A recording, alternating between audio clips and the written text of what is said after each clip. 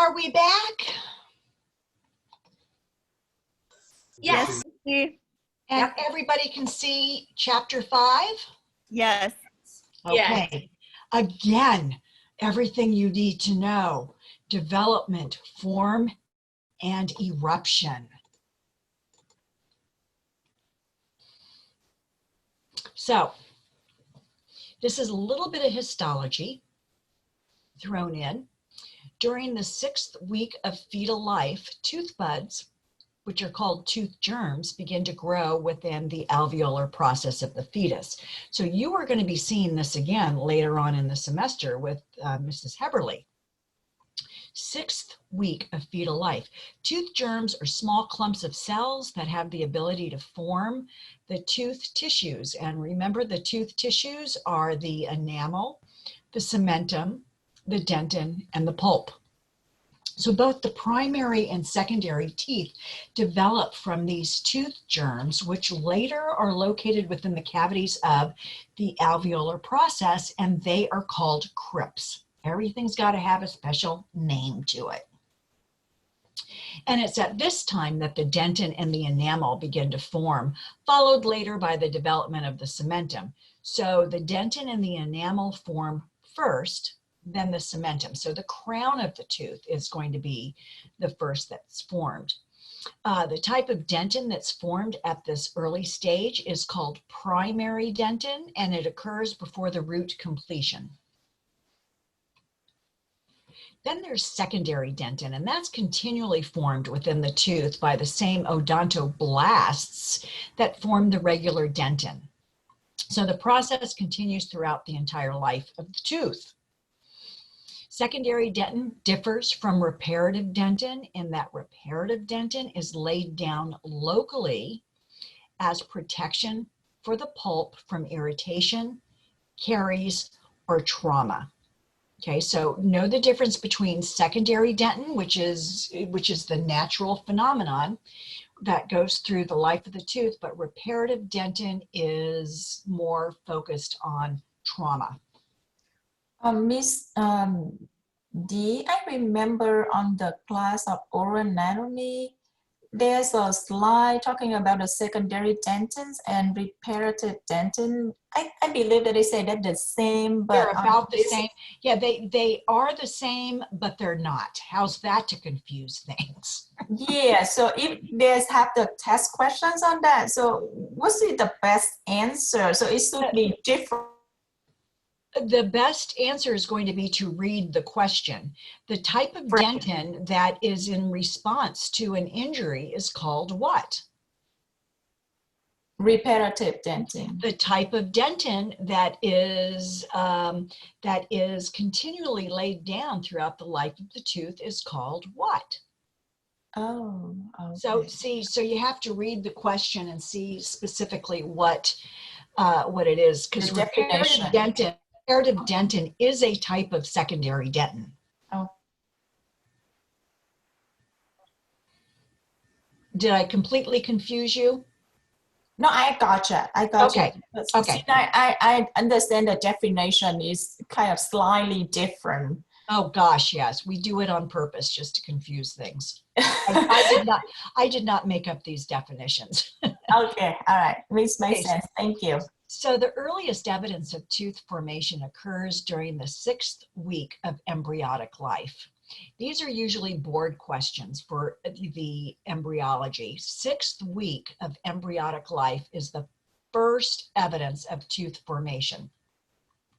And it's at this time that the dental lamina begins to form, and these deciduous or primary teeth begin to calcify by about the 4th or 5th month of fetal life, so before the baby's born. So these are typical questions that you will be asked, is knowing when the tooth first starts forming by the 6th week, and when do the deciduous teeth start to calcify by the 4th or 5th month. So those are the takeaways. Calcification. Is that 4th or 5th month of like after birth? Correct. Right? No, this is during fetal life. Oh, They okay, haven't thank been you. born yet.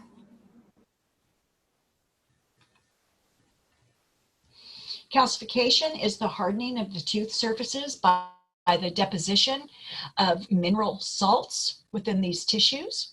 And this continues until about the third or fourth year after birth, when the deciduous roots become fully formed.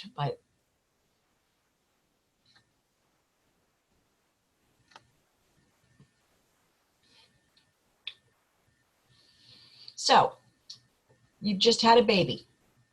Soon after birth, the permanent teeth begin to calcify and continue until about the age of 25, when the roots of the wisdom teeth or third molars become fully calcified, because the roots aren't fully formed when they first erupt into the mouth. The last area of the tooth to become calcified is the apex or tip of the root, because it starts with the crown being formed, and then as the tooth erupts, more of the root is being formed, and it stops with the apex of the root. So last week we talked a little bit about developmental lobes, and each tooth begins to develop from 4 or more lobes, which are growth centers. These centers grow out from the tooth germ and are known as developmental lobes. Developmental lobes, okay, 4 or more growth centers.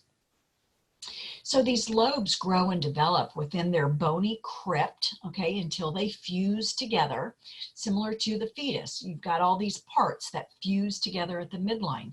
This fusion of the lobes is called coalescence, coalescence.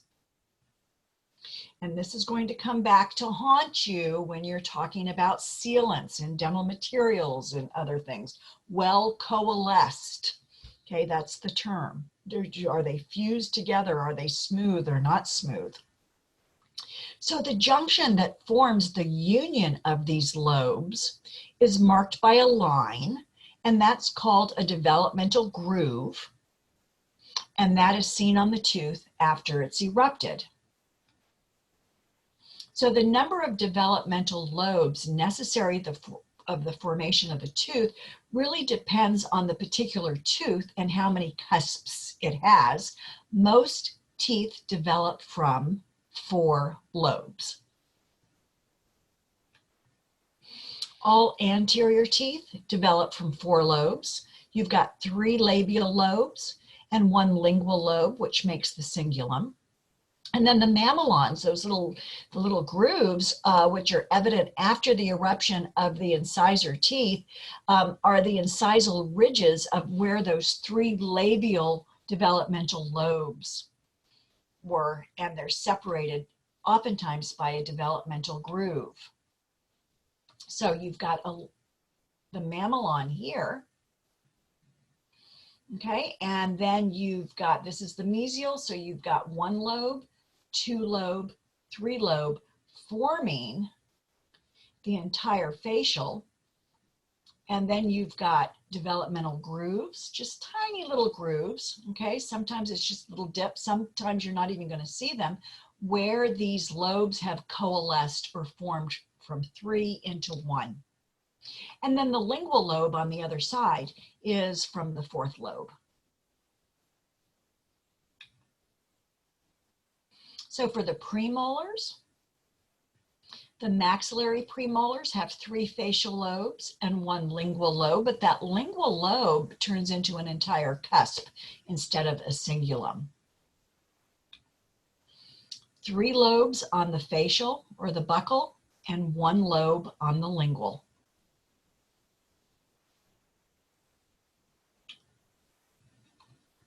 Three lobes on the facial or buccal and 1 lobe on the lingual.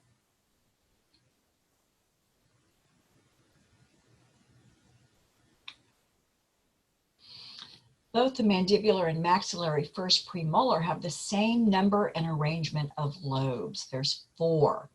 The lingual cusp of the mandibular first premolar is smaller than its maxillary counterpart. So we're getting into the weeds here, my friends. I mean, it's getting into the nitty-gritty. The lingual cusp of the mandibular first molar is smaller than the maxillary counterpart. The mandibular second premolar does vary, which is why we don't call them bicuspids anymore. It may be a two-cusped type or a three-cusped type of mandibular second premolar. The two-cusped variety has the same number and arrangement of lobes than the mandibular first premolar. It's got three buccal cusps or lobes and one lingual cusp. But, okay, there could be a difference in the number of lingual lobes. So for your premolars, they all have three lobes. That's forming the buccal.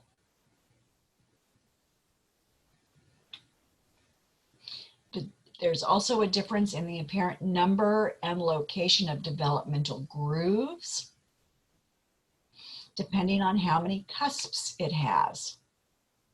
Because you can have a three-cusped premolar, two-cusped or three-cusped. Now let's take a look at the maxillary molars here. Okay, I know it's a maxillary molar. Number one, because it's got three roots, and number two, because I know what a maxillary first molar looks like. All right, but you've got, these are your developmental grooves here.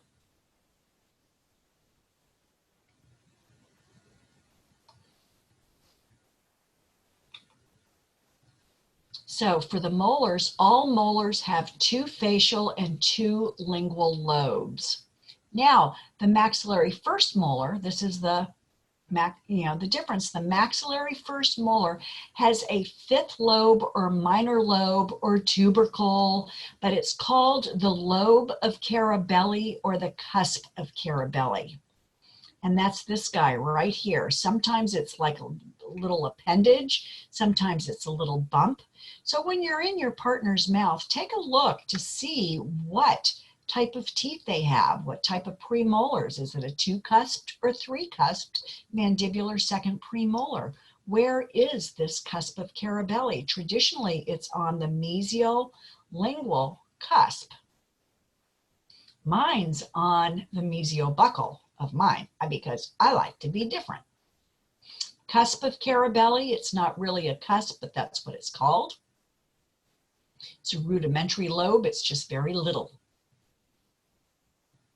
Each of the four major and minor lobes develops into a cusp, which is named according to the location of the lobe. So the lobe of Carabelli, which is located on the lingual surface of the mesiolingual cusp, develops into a tubercle, which is like a small cusp-like elevation. So we've called it a tubercle, we've called it a cusp, we've called it a lobe. It's got all those different names, this cusp of Carabelli, lobe of Carabelli. Now the second molars are smaller than the first molars. And the distal lingual cusp, distal lingual, or do you have that one in your head, is often smaller in proportion. So the first of something of a class type is going to be bigger than the second of something, which is going to be bigger than the third of something. So you have three permanent molars, first, second, and third molar. The largest molar is going to be the first. Then the second molar is going to be a little bit smaller, and the third molar is often the smallest. You have two incisors. Think about your maxillary central incisors. The first of something is going to be larger than the second of something. So your central incisor, the first incisor, is going to be larger than the lateral incisor. Same way with the premolars. Your first premolar, second premolar. The first premolar is generally larger than the second premolar. And there are exceptions to all of these, and you're just going to want to shoot yourself. But the maxillary third molars might even only have three cusps on it. Third molars, anything goes. They are one of the most malformed variety of teeth that you will see. So the crown is usually smaller and the roots are shorter than that of the first and second molars. Third molars are the most unpredictable of all the teeth, and they can be formed and have lots of variations. So let's take a look at the maxillary molars and the mandibular molars here. The top one is the maxillary molars. The one on the left is the first molar, okay, very distinct, okay? You've got a developmental groove. You've got 1, 2, 3, 4 lobes, and then this fifth cusp is that cusp of Carabelli, which was an extra developmental lobe. Then we go to the second molar. You can see that there's still this developmental groove here, and the tooth looks a little more wrinkly, not as large, not as defined. Sometimes this lobe number 3 is almost missing, but look at the difference of the size, okay, of this distal lingual lobe. Then this is the wisdom tooth, and this doesn't even have a distal lingual lobe. Sometimes it will, sometimes it won't. So 3 major cusps. How many lobes was it formed from?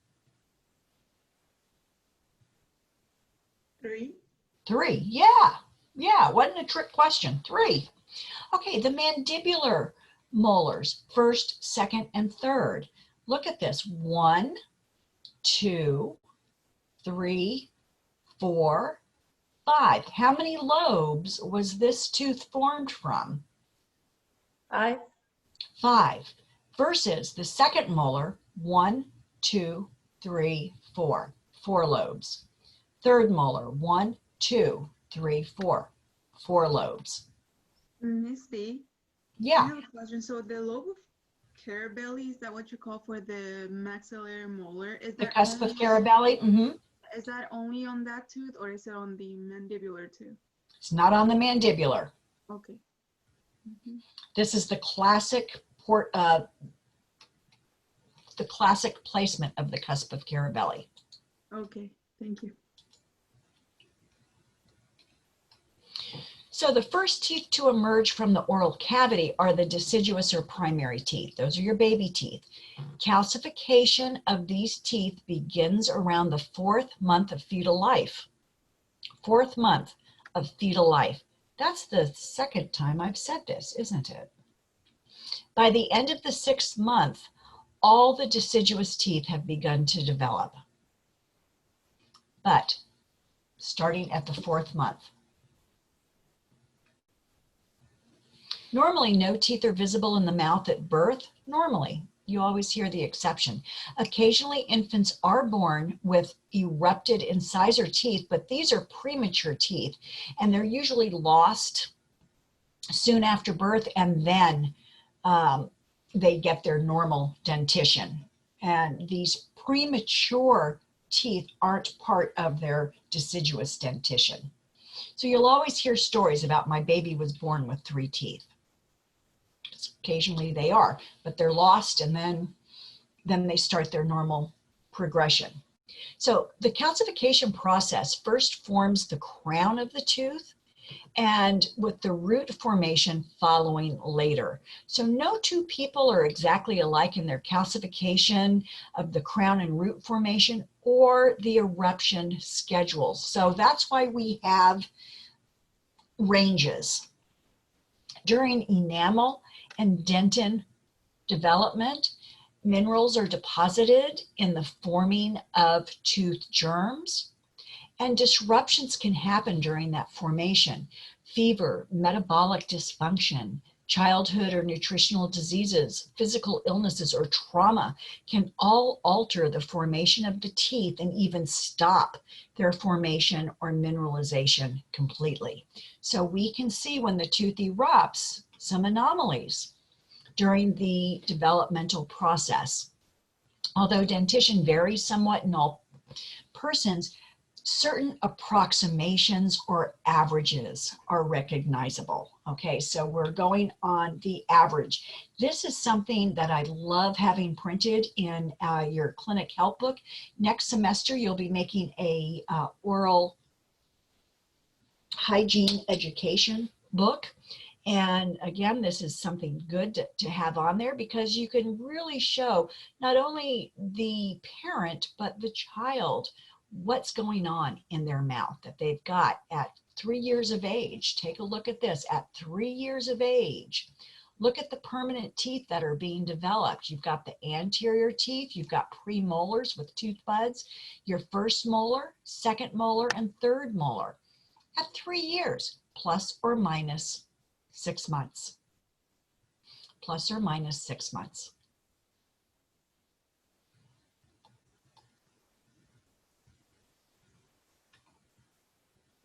So as a general rule, the mandibular teeth usually erupt before the maxillary teeth, generally. Teeth in both arches generally erupt in pairs, one on the right and one on the left. Permanent teeth usually erupt slightly earlier in girls than boys. A sex difference in deciduous teeth is not evident. However, if you were an early erupter of your baby teeth, if they came early, the deciduous teeth, the permanent teeth will probably start early too, because you will see some 4.5-year-olds or 5-year-olds that are starting to have mixed dentition. Okay, these are general rules. Mandibular teeth before the maxillary teeth. Mandibular central incisors erupt at about 6 to 12 months of age, followed approximately 1 month later by the maxillary central. So this is following the rule. The mandibular come in first, mandibular central incisors generally around 6 months. But look at this, it can be up to 12 months, plus or minus 6 months. All right, so you might be 4 months getting your teeth, you might be 8 months getting those teeth. So the mandibular central incisors followed by the mandibular lateral incisors about a month later, okay? And then the maxillary laterals will follow. So children are going to be getting these teeth in every which way. It's usually the bottom 2, then the top 2, then the bottom laterals, and then the top laterals, but they can come in any pattern. Mandibular first molars generally erupt at about 12 to 19 months, closely followed by the maxillary first molars. So those first molars, do you know what the lay term is for first molars?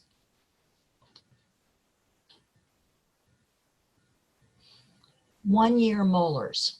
Parents will oftentimes call them their one-year molars because that's when most children get them, at about 1 year of age. Then the canines come in, followed by the second molars. The second molars are oftentimes called the 2-year molars because most kids are around the age of 2 when those second molars come in. All the deciduous teeth are expected to have been erupted by the time the child is about 2.5 years of age. So those second molars that erupt at about the age of 2, plus or minus 6 months, you add 6 months to that, that's 2.5 years. So for the next then 36 months, okay, until the child's 4 or 5 or 6, that child continues to grow and the jaws grow, which support the teeth. The erupted teeth do not become any larger, but what the jaw does when it becomes larger is there's going to be spaces in between those deciduous teeth or separations. And that is what we want to see because the jaw is getting larger to accommodate those larger permanent teeth. So we want to see those spaces. So these deciduous teeth need to remain intact to retain the proper spacing of the permanent teeth because the deciduous teeth act as guides to help the permanent teeth come in. So in the deciduous or dental arch, okay, must also help guide the permanent first molars into their normal positions. Now those first molars that occur come behind all of those baby teeth. They come behind all of the teeth, and the molars act as the foundation for the rest of the permanent dentition. So it's really important that these kids get an early exam so we can predict how things are going to be. The first teeth of the permanent dentition to emerge are usually the mandibular first molars. A lot of times the kids aren't even aware they're coming in. They're behind all of their baby teeth, followed by the maxillary first molars within a couple weeks. Okay, and during this time, the anterior teeth are starting to be shed as well. So the first teeth to erupt, the permanent teeth, are the first molars, and we call them 6-year molars because guess what? Most kids are around the age of 6. So we've got a 6-year molar and a 12-year molar. We've got a 1-year molar and a 2-year molar for the deciduous. So it's an easier way to remember. Along with the eruption of the permanent molars comes the phenomenon of mesial drift. And we're going to be talking about mesial drift when we talk about occlusion and perio and a bunch of other things. Okay, mesial drift is the tendency of the permanent molars to have an eruptive force towards the midline. Things want to move and shift towards the midline. Just as we get older, things want to sag. In our mouth, things want to move towards the midline. So mesial drift affects the deciduous dentition in 2 ways. One, the spaces between the deciduous teeth are closed as the first molar pushes the deciduous molars together, because those first molars, the permanent first molars, are huge. If the deciduous tooth is permanently lost and that first molar moves mesially into that available space, there's not going to be enough room for the premolar to erupt. So spacing is important. Now this is a picture, a panoramic of a mixed dentition. You can see the tooth buds here. So this, on every board, you're going to get a picture of this and be asked, what age is this child?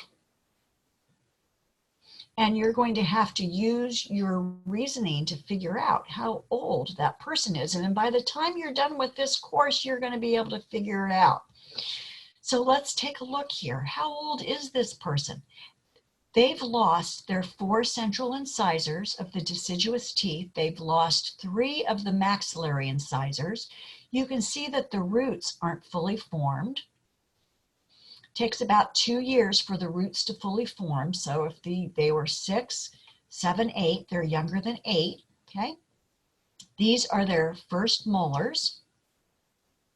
They're 6-year molars that have erupted. So I'm saying, okay, so we know the child is about 6. The roots are almost formed, but not fully. So they're younger than 8, older than 6, and then you try and pick it out from the answers. These are the second molars here, the 12-year molars. And you can see that the crowns of the tooth form, the premolars and the canine, the crowns of the tooth forms before the roots. So when these teeth first erupt in the mouth, they're going to be a little loose because they don't have the anchors. The roots aren't fully formed.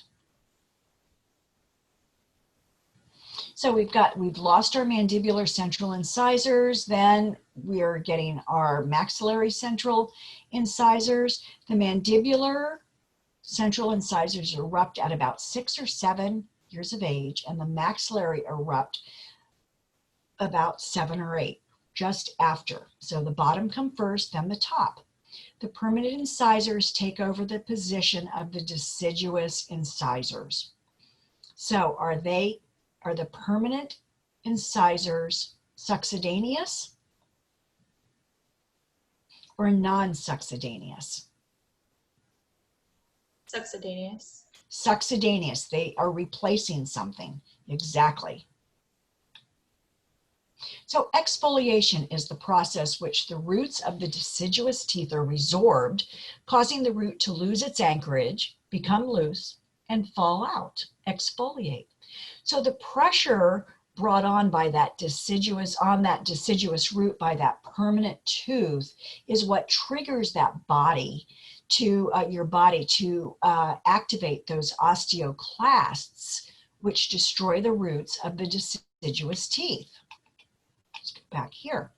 So what's happening here is this crown of this premolar, as it starts erupting, is going to be putting pressure on the roots of this deciduous molar. As it continues to erupt, these roots resorb. When there's nothing to hold the tooth in again, the tooth falls out, and then this tooth can come in. So if this tooth, let's say, is lost prematurely, the phenomenon of mesial drift is going to say that this permanent tooth is going to continue to drift this way towards the midline, and it's going to close out and impact this premolar. So we have to be aware of the eruption patterns. It's not uncommon for the permanent incisors to erupt lingually to the deciduous incisors. And this is when the parent comes in going, they've got 2 rows of teeth. When the deciduous tooth is finally lost, then the tongue, which is a very powerful muscle, is going to force those permanent teeth facially until it occupies the correct position. So when you've got a row, and it's usually the mandibular teeth where you've got the baby teeth and the permanent teeth are coming in behind the baby teeth, the dentist usually says, nope, these teeth will fall out on their own and then they'll take their normal place. But it's alarming for the parents. So the next teeth to erupt are the lateral incisors, and that's at about 7 to 9 years of age, followed by the mandibular canines and then the maxillary canines. The mandibular canines erupt at about 10 to 12 years of age. Then you've got your first premolars coming in. The second premolars erupt. The most common exception to the rule of the mandibular teeth erupting before the maxillary is that it pertains to the permanent teeth eruption patterns. So at about 12 or 13, the mandibular second molars emerge, followed within months by the maxillary counterparts.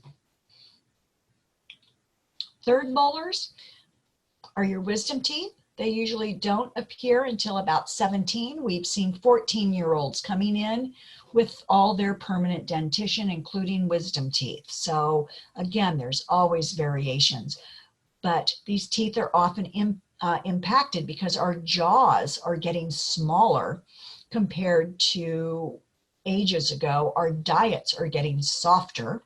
We don't need the teeth, so our jaws are, through evolution, are taking care of it. So most people these days have to have their wisdom teeth extracted.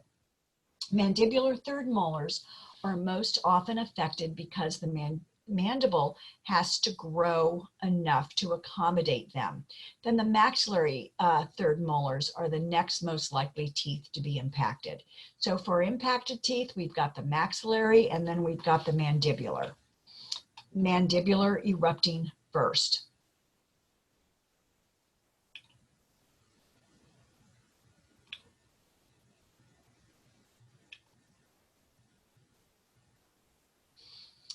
A lot of times evolution is taking care of things for us and we're not even having third molars be formed. Congenitally missing teeth is one that never forms because the tooth bud never was produced, and that can be a hereditary trait. I only had 2 third molars, so lucky me, I only needed 2 to be extracted. So what you want to do when you're looking at teeth that have been hereditarily missing, you typically ask, do you have anybody else in your family like this? Maxillary lateral incisors can be missing. There's generally somebody else, Uncle John, Aunt Susie, you know, or my mother or father has had a similar situation. Eruption patterns.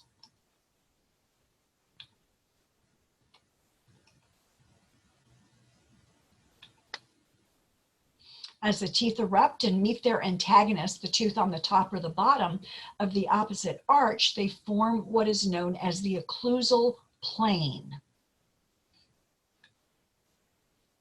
You need to know what the curve of Spee is and what the curve of Wilson is. So if you're looking from side to side, from the nose, okay, to the ear, it's followed by a curved line. This occlusal plane is known as the curve of Spee.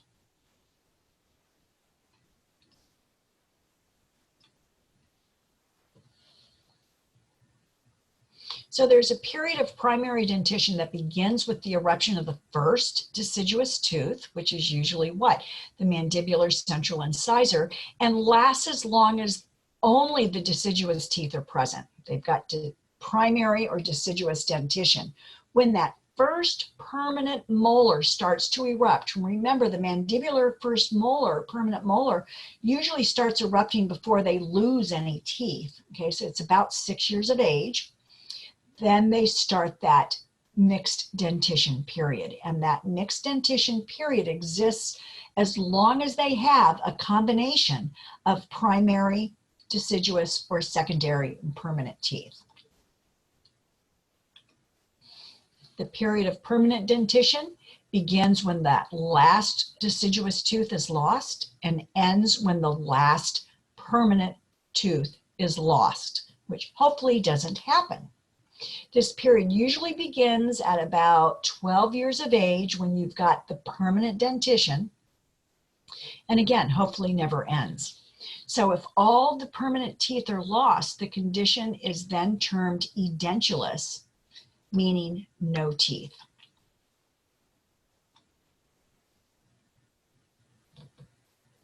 Mixed dentition, again.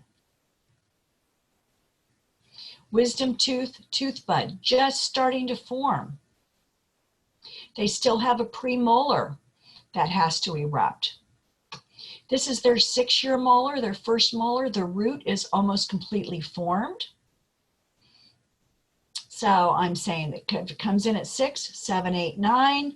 Okay, the 12-year molar is in, the second molar is not completely formed. So how old would this child be? They're on the older age of the spectrum because they only have a couple deciduous teeth left.